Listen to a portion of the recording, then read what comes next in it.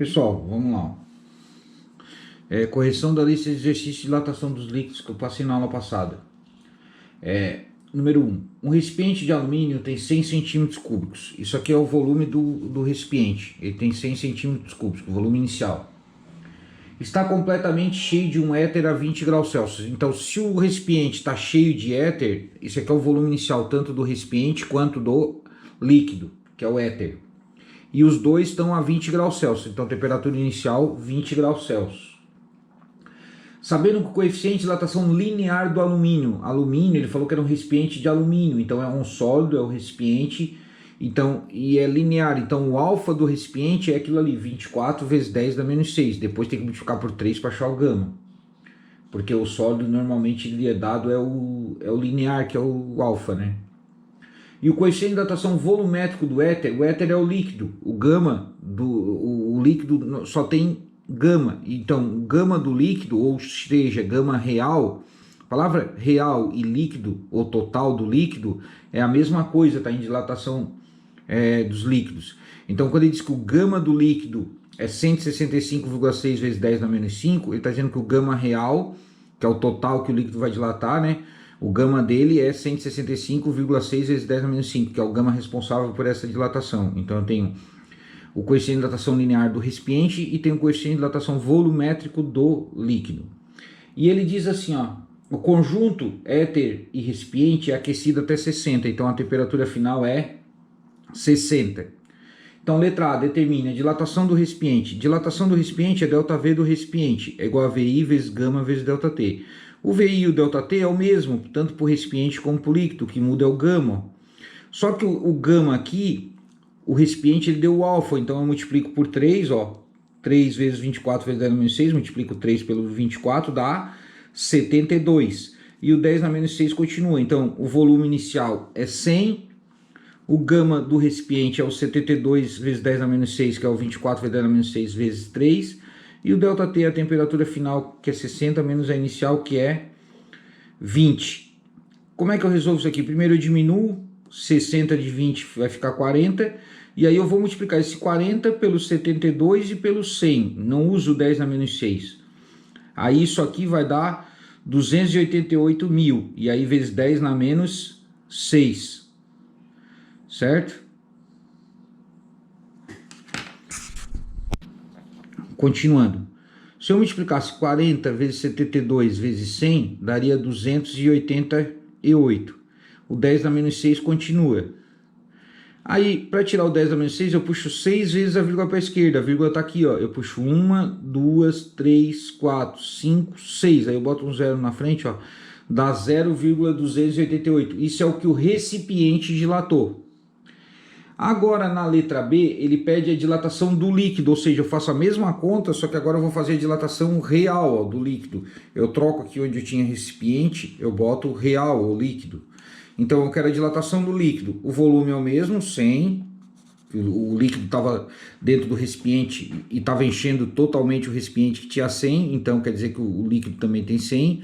O gama do líquido é o éter, foi fornecido lá em cima e já é direto o gama. Não precisa estar calculando, multiplicando por 3 como eu fiz no recipiente. E o ΔT seria uns 40, né? Que seria uns 60 menos 20. Aí eu faço 100 vezes 165,6 vezes 40 dá 662,400, e aqui continua o 10 a menos 5.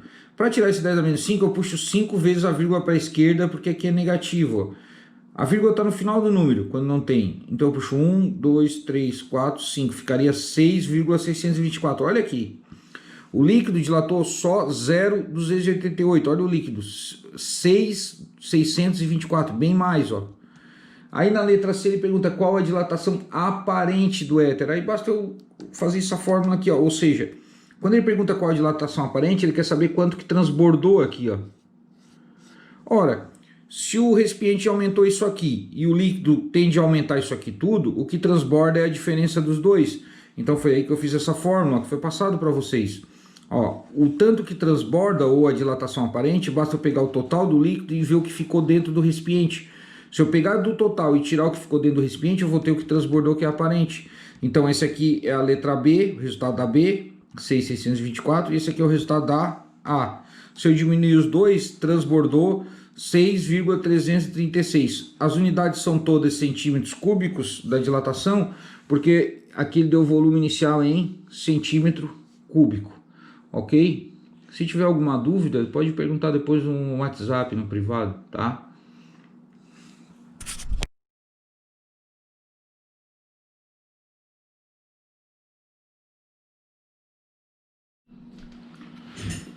Tá, vamos lá. Exercício 2. Um recipiente de vidro de 200 centímetros cúbicos, então olha aqui, ó. O volume inicial dele é 200 centímetros cúbicos, ó, tá? Está completamente cheio de um líquido a 30 graus. Então, se está cheio de um líquido, quer dizer que isso aqui é o volume tanto do líquido como do recipiente, 200 centímetros cúbicos. Então, a unidade é centímetro cúbico, eu vou trabalhar tudo com centímetro cúbico, né? A 30 graus Celsius. Então, temperatura inicial, 30 graus Celsius. Aquecendo-se o conjunto até 100, então eu vou aumentar de uma temperatura de 30 para uma temperatura de 100, 2 centímetros cúbicos do líquido transborda. O que transborda, o que é pra gente? É a dilatação aparente, ó. Por quê? Porque eu tenho um recipiente, ele está cheio de um líquido. Quando eu aqueço ele, esse recipiente fica maior. Isso aqui é a dilatação do recipiente. O líquido, como dilata mais, ele ocupa essa dilatação do recipiente e transborda. Então, o que transborda sempre é a dilatação aparente. Por que é aparente e não é a do líquido? Porque o líquido não dilatou só o que transbordou, dilatou também o que ocupou aqui do aumento do recipiente, ó. Então, se transbordou 2 centímetros cúbicos, com certeza isso aqui é ΔV aparente, tá? Determine o coeficiente de dilatação aparente, ele quer o gama aparente. Isso é bem fácil, né? É só a gente jogar na fórmula genérica da dilatação. Se eu quero o gama aparente, basta eu entrar com o volume, com o aumento de volume aparente que ele deu no exercício, que é o 2, ó. O VI é 200 e o ΔT, a temperatura final, que é 100 menos 30, que vai dar 70. Aí eu faço 200 vezes 70 dá 14.000. Passo 14.000 dividindo, fica 2 dividido por 14.000, que dá 1,428 vezes 10 na menos 4, né? Se for fazendo na calculadora. Se não for na calculadora, quer ver, ó? 2 dividido por 14.000, 2 dividido por 14.000 vai dar, ó, em número decimal, isso aqui dá 0,00014228, né? Então, aí se eu quiser puxar a vírgula até o primeiro número para responder em potência de 10, a vírgula está aqui, ó, 1, 2, 3, 4, fica 1,42, né, ou 43 se for arredondar, vezes 10 a menos 4, porque eu puxei 4 vezes a vírgula, né, ó. Então ficou 1,428, porque eu puxei a vírgula até o primeiro 4, puxei 4 vezes, aí acrescento 10 a menos 4, ou 8 arredondo 2, pode ficar 3, para achar o resultado igual ao da apostila, tá? Não sei se foi claro.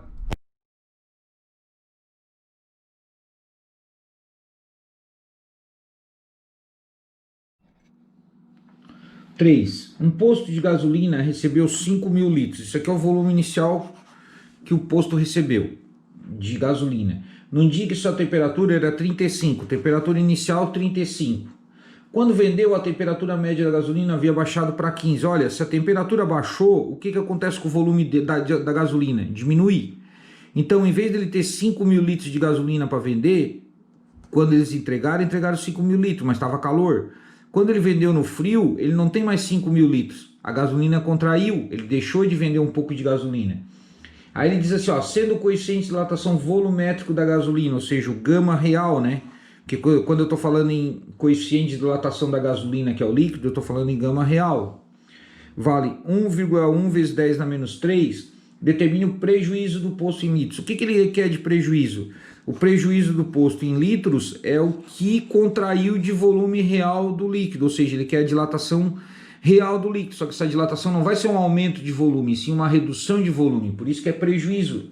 Quando calculo o volume que vai diminuir, é o volume que está deixando de vender gasolina, né? Então eu boto a mesma fórmula, ó, ΔV igual a VI vezes gama vezes ΔT, só que eu vou entrar com o gama real e vou achar que o ΔV é real, ou seja, quanto que o líquido vai contrair, ou podia dilatar se aumentasse a temperatura, mas como vai contrair, provavelmente vai dar negativo esse resultado.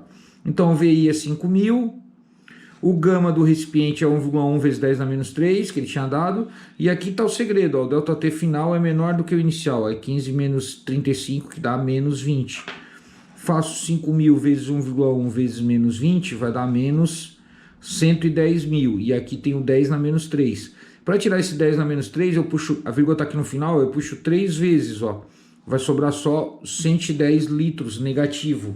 Ou seja, esse posto, no simples fato dele comprar 5.000 litros de gasolina a 35 graus e vender num dia frio a 15 graus, ele deixou de vender 110 litros. Se tu pegar esses 110 litros e botar o preço da gasolina hoje, que é uns 3,60, por exemplo, 3,50, ele teve um prejuízo de 385 reais só porque ele vendeu num dia mais frio, que a temperatura baixou 20 graus. Isso é verdade, tá? Não é mentira, não.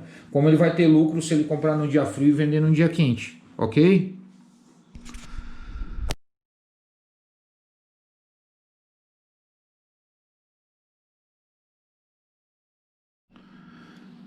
Vamos lá. 4.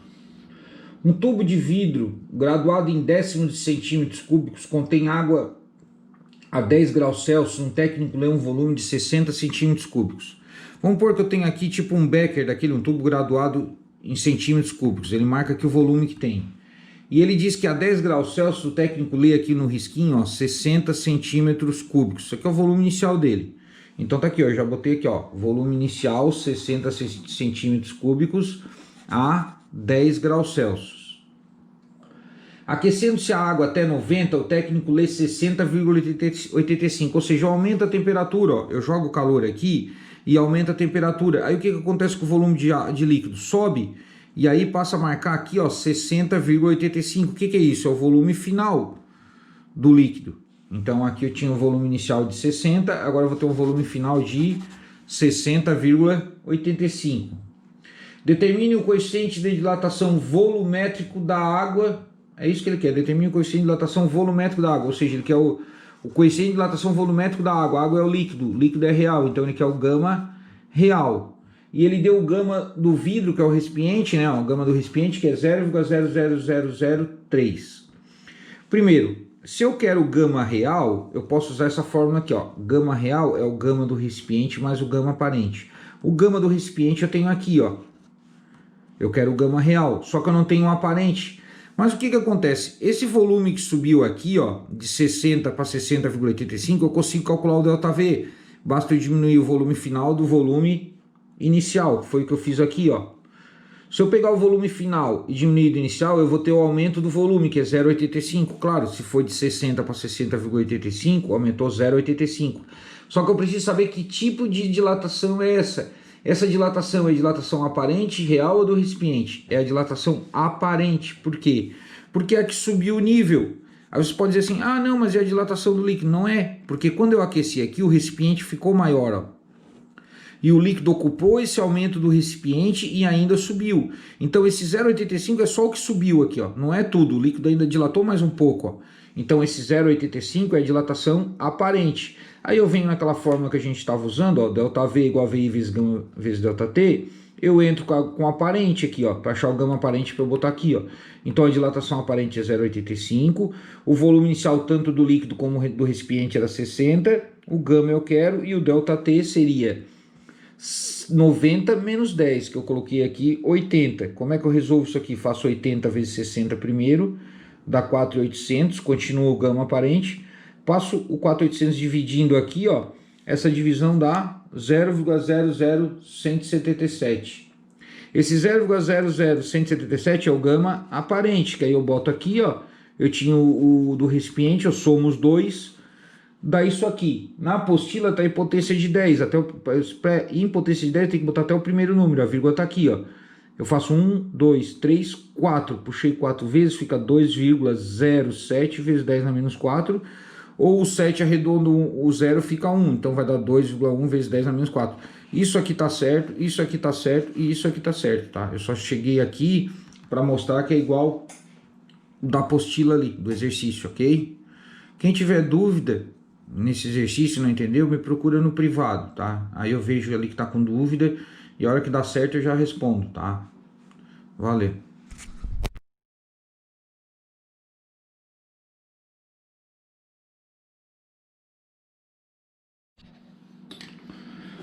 Tá, vamos lá agora o exercício 5. A 0 graus Celsius, um recipiente de vidro tem capacidade de 700 centímetros cúbicos. Então, digamos que eu tenho um recipiente aqui. Eu tenho um recipiente aqui, ele tem um volume de 700 centímetros cúbicos. É o volume inicial dele. Tá? Qual o volume de mercúrio que deve ser colocado a 0 graus, temperatura inicial 0 graus, tá? No recipiente para que, se aumentando a temperatura, ou seja, qualquer que seja o aquecimento que eu dei aqui, não altere o volume da parte vazia. Ou seja, ele quer saber qual o volume inicial de líquido que a gente bota aqui, para, por mais que eu aqueça, essa parte vazia fique sempre a mesma. Ou seja, quando eu aquecer, o recipiente vai aumentar de tamanho e o líquido vai ocupar só essa dilatação do aumento do tamanho aqui do recipiente, ó. Tá? Essa é a pergunta. Ou seja, quando ele diz assim, ó, qual o volume de líquido que eu tenho que botar para não alterar o volume da parte vazia, ele está querendo dizer isso aqui, ó. Ele está querendo dizer que se ΔV real é igual a ΔV aparente mais ΔV do recipiente, se não altera a parte vazia, não vai ter dilatação aparente. Ou seja, eu vou resolver o exercício como se toda dilatação real fosse igual à dilatação do recipiente. O que é dilatação? Dilatação é VI vezes gama vezes ΔT. Dilatação é igual a VI vezes gama vezes ΔT. Só que aqui é real, vou entrar com o líquido, aqui é recipiente. O volume do líquido é o que ele quer saber. Ele pergunta assim, ó, qual o volume de mercúrio que deve ser colocado? Ele quer saber o volume de líquido que a gente bota aqui. Então esse aqui é a minha incógnita, ó. É isso aqui que ele quer saber. O gama real, ele deu lá. Ele disse ali, ó, que o gama do Hg, que é o mercúrio, é 18 vezes 10 na menos 5. Aí eu boto aqui. O volume do recipiente é 700. Então nesse exercício, o volume do recipiente não é igual ao do líquido, né?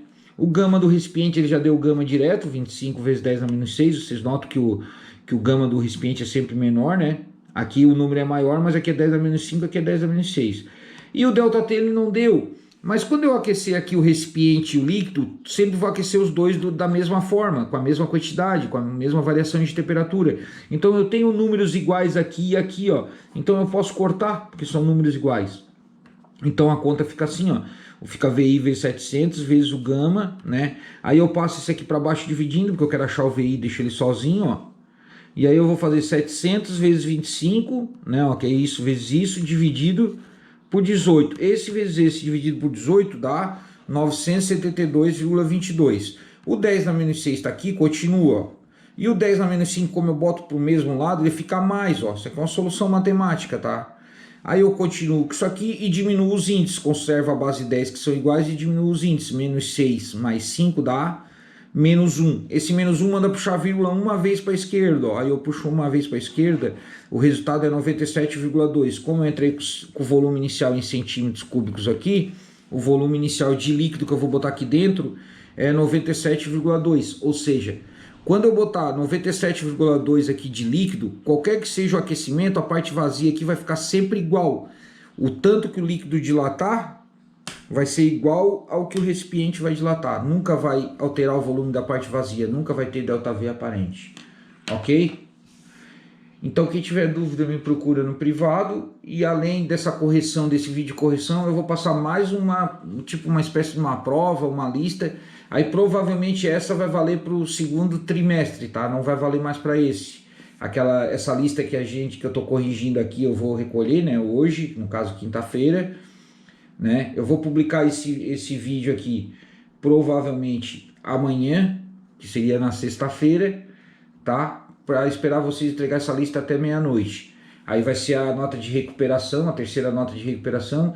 E aí a lista que eu vou publicar amanhã junto com essa correção vai ser uma atividade para o segundo trimestre, ok?